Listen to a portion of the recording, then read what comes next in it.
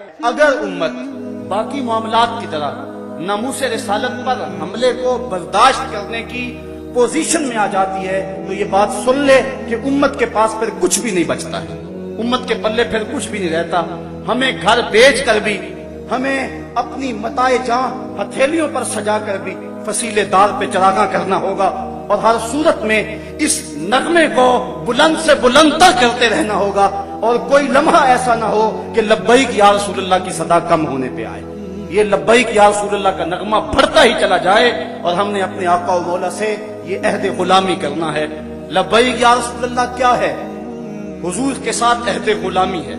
غزوہ حنین کے موقع پہ جب آقا کریم اپنے اصحاب کے ہمراہ حنین میں بڑھ رہے تھے، راستے میں ایک درے پر کافروں نے اپنے تیر انداز پہاڑوں کے دامن میں چھپا رکھے تھے۔ مسلمان تو لڑائی کے لیے جا رہے تھے، لیکن اچانک جب حملہ ہو گیا تو اس غیر متوقع حملے کی وجہ سے مسلمان پریشان ہو گئے، اور ایک مرتبہ لشکر کے اندر بھگدڑ مچ گئی۔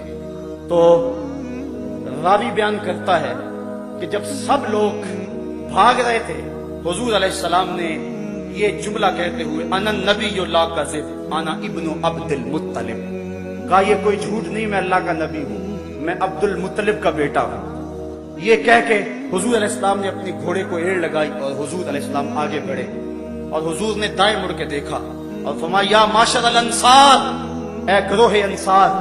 تو سب انصار نے مل کے جواب دیا لبیک یا رسول اللہ ابشر نحن معاک، حضور ہم حاضر ہیں، آپ کو بشارت ہو، آپ خوش ہو جائیں، ہم آپ کے ساتھ ہیں۔ پھر حضور نے بائیں سمت دیکھا اور پھر کہا یا معاشر الانصار، تو صحابہ نے پھر کہا لبیک لبیک نحن معاک یا رسول اللہ، حضور ہم حاضر ہیں، ہم حاضر ہیں، ہم آپ کے ساتھ ہیں۔ اور جلدی جلدی اپنے اونٹ موڑنے لگے۔ روایات میں پڑھا ہے کہ جب صحابہ اونٹ موڑتے تھے، اگر کسی کا اونٹ سرکشی کرتا اور واپس نہیں مڑ رہا تھا، اس نے اس کو بھی بوجھ سمجھا اور اونٹ سے چھلانگ لگائی اور دوڑتا ہوا حضور کے پاس آ گیا اور کہتا تھا لبیک لبیک نحن معک یا رسول اللہ صلی اللہ علیہ وسلم، حضور ہم حاضر ہیں، ہم حاضر ہیں، ہم آپ کے ساتھ ہیں۔ آقا کریم علیہ السلام کو صحابہ نے وہ جو جواب دیا، آج اس جواب کا تسلسل اور اس کی صدائے بازگشت پوری دنیا پہ گونج رہی ہے، اور کائنات کا ایک ایک بچہ، ایک ایک مسلمان یہ پکار رہا ہے۔ بلکہ یہ جب پہلی مرتبہ ایسا ہوا، یہ تو حرم کی دیواروں پر بھی اور مکہ المکرمہ اور مدینہ شریف کے درمیان جو روڈ ہے، وہاں بڑے بڑے بورڈ اویزا کر دیے گئے اور وہاں لکھا گیا لبیک یا رسول اللہ۔ آج ہم نے عہد غلامی کرنا ہے اپنے آقا سے، اور ہم نے اپنی محبت کا اظہار کرنا ہے۔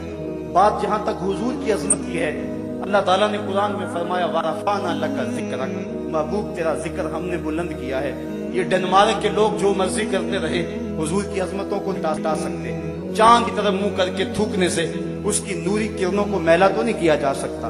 وہ ہیرا کا چاند، وہ عرب کی روشنی، وہ آمنہ کا راج دلارا، جس کے سر پہ وَرَفَعْنَا لَكَ ذِكْرَكَ کا تاج میرے رب نے رکھا ہے، اس کی عظمتوں کو کون گھٹا سکتا ہے؟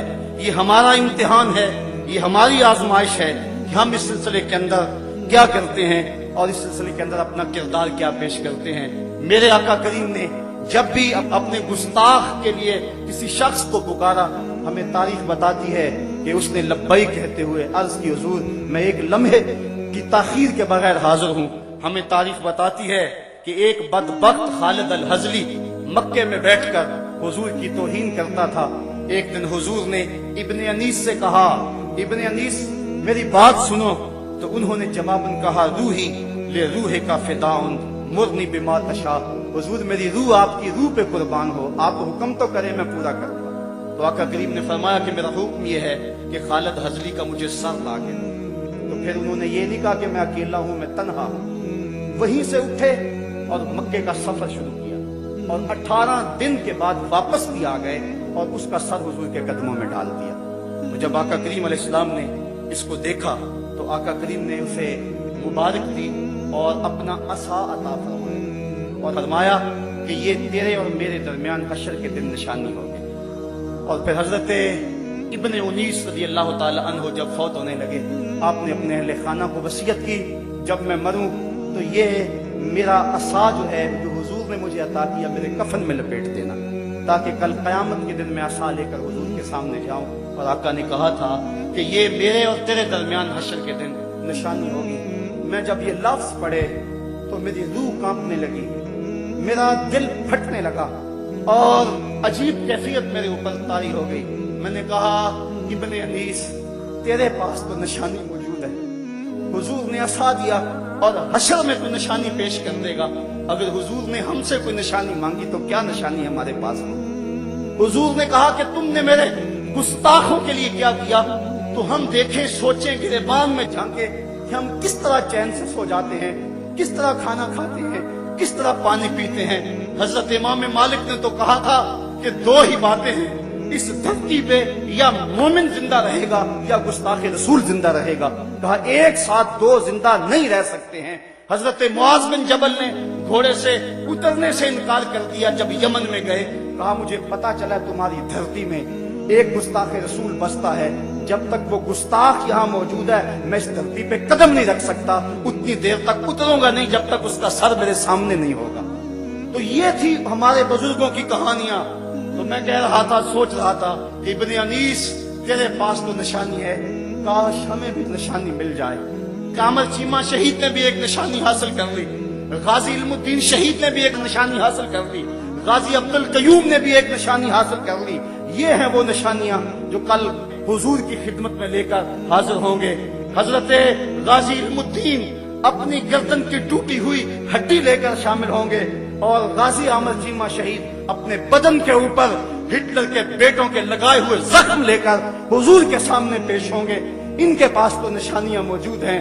फिर मैंने सोचा चलो लब्बैक या रसूलल्लाह कॉन्फ्रेंस में जोर लगा के लब्बैक या रसूलल्लाह कह के अहद तो करें कि और हमारे मुकद्दर, फिर हमारी ये किस्मत कि हमें भी कोई निशानी मिल जाए और हम भी उस पर सारी जिंदगी नाज करें और अपने बच्चों को नसीहत करें कि इसको हमारे कफन में लपेट देना। आज उस निशानी की तलब के लिए, उसकी आरजू के लिए, अपने आका से अहद गुलामी करने के लिए और अपनी जान, अपना माल, अपनी सलाहियतें, अपना वक्त, अपनी नस्लें हुजूर पर कुर्बान कर देने के लिए इस आज़म के साथ लब्बैक या रसूलल्लाह का नारा बुलंद करें। ये एक रस्म न ठहरे बल्कि ये तुम्हारे दिल के धड़कन की सदा हो और दिल तुम्हारे आंसू इसके सदा के अंदर जज्ब हो और मोहब्बतों के साथ अपने आका से अर्ज करें, लब्बैक या रसूल अल्लाह, लब्बैक या रसूल अल्लाह, लब्बैक या रसूल अल्लाह। ये सदाए दिल नवाज मेरे साथ लगा के गुंबद खजरा के मकीन को गवाह बनाएं और अर्ज करें, आका हम जो कुछ हैं माजी से दरगुजर फरमा दें। आज हम अहद करते हैं कि एक एक सांस आपके नाम वक्फ कर देंगे। बुलंद आवाज से ये अहद करें अपने आका से, लब्बैक या रसूल अल्लाह, लब्बैक या रसूल अल्लाह, लब्बैक या रसूल अल्लाह, लब्बैक या रसूल अल्लाह। हुजूर हम हाजिर हैं, हमारे दिल भी हाजिर हैं, हमारी जान भी हाजिर है, हमारी नस्लें भी हाजिर हैं। लब्बैक या रसूल अल्लाह, लब्बैक या रसूल अल्लाह, लब्बैक या रसूल अल्लाह। हम अपने आका से अहद गुलामी करने आए हैं।